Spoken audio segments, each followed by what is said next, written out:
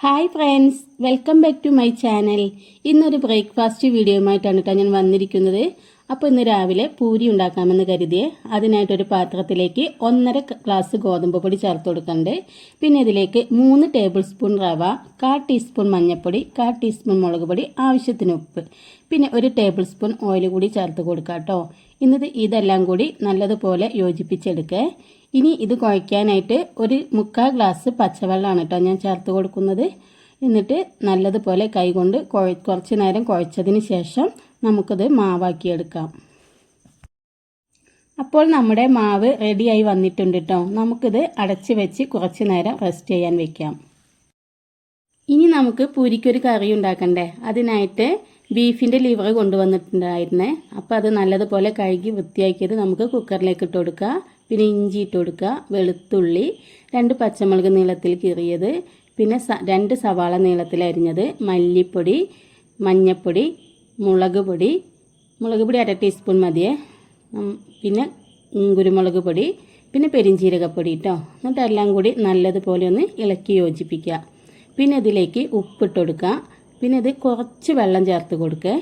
എന്നിട്ട് നല്ലോണം ഇളക്കിയതിന് ശേഷം നമുക്കിതൊന്ന് അടച്ച് വെച്ച് വേവിച്ചെടുക്കാം കേട്ടോ. ഒരു 4 വിസിൽ വരുന്നത് വരെ വെയിറ്റ് ചെയ്യേ.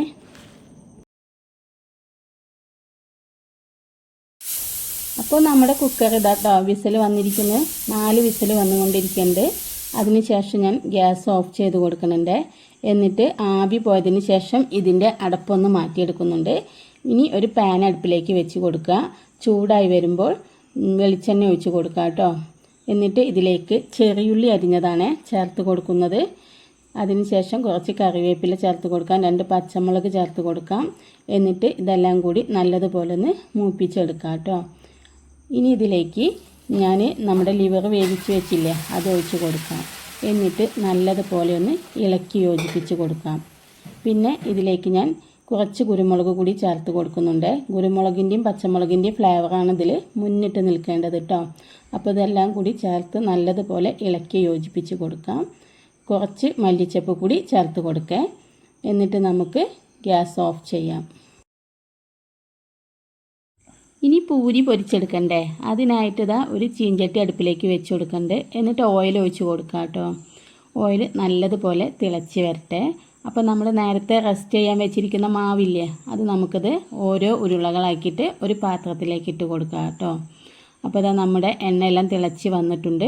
അപ്പം ഇനി പരത്തി വെച്ചിരിക്കുന്ന പൂരി ഇതിലേക്ക് ഇട്ട് കൊടുക്കുക. ഞാൻ പത്തിരി പ്രസ്സിലാട്ടോ പൂരി പ്രസ് ചെയ്തെടുത്തിരിക്കുന്നത്. അപ്പോൾ ഇതാ നമ്മുടെ പൂരി ഇതാ പൊങ്ങി വരുന്നുണ്ട്. എണ്ണയൊന്നും ഒട്ടും കുടിക്കാത്ത നല്ല അടിപൊളി പൂരിയാണ് കേട്ടോ. ഇത് നമുക്കൊരു പാത്രത്തിലേക്ക് ഇട്ട് കൊടുക്കുക. ഒരു ഓട്ടപാത്രത്തിലേക്ക് ഇട്ട് കൊടുക്കുക. അതിൻ്റെ ഓയിലൊക്കെ ഒന്ന് അടിയിലേക്ക് പോയിക്കോട്ടെ. അപ്പോൾ ഇതാ നമ്മുടെ പൂരി റെഡിയായി വന്നിട്ടുണ്ട്. ഇനി ബാക്കിയുള്ള പൂരിയും കൂടെ നമുക്ക് പൊരിച്ചെടുക്കാം കേട്ടോ. പൂരിയെല്ലാം പൊരിച്ചെടുത്തതിന് ശേഷം ഞാൻ ഇന്നലത്തെ കുറച്ച് കടലക്കറി ബാക്കിയുണ്ടായിരുന്നേ. അത് ഞാനൊരു ചീഞ്ചട്ടി അടുപ്പിലേക്ക് വെച്ച് കൊടുത്തിട്ട് അതിലേക്ക് ഒഴിച്ച് കൊടുക്കണ്ടേ. ഇനി ഇതിലേക്ക് കുറച്ച് വെള്ളം കൂടി ഒഴിച്ച് നമുക്കിത് നല്ലതുപോലെ ഒന്ന് തിളപ്പിച്ചെടുക്കാം. നമ്മുടെ ബ്രേക്ക്ഫാസ്റ്റ് റെഡിയായിട്ടോ. പൂരി, പിന്നെതാ ബീഫിൻ്റെ ലിവർ, കടലക്കറി. അപ്പം നിങ്ങൾക്ക് ഈ വീഡിയോ ഇഷ്ടമായാൽ ലൈക്കും സബും ചെയ്ത് സപ്പോർട്ട് ചെയ്യണേ.